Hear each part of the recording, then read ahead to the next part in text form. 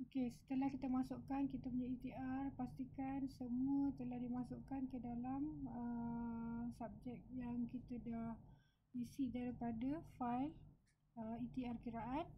Kemudian kita pergi sheet data dan tekan TOV. Biarkan Access-Star berjalan sehingga semua ETR yang warna merah ini bertukar hijau.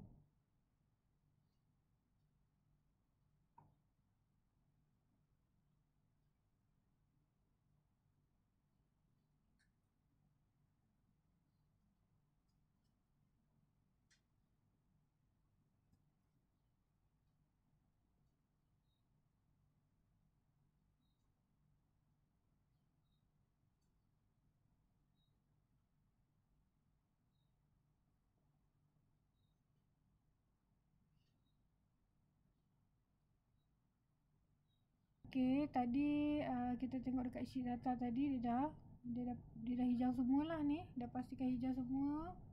Okey, so dia akan keluar dekat sini lah last dia. Okey.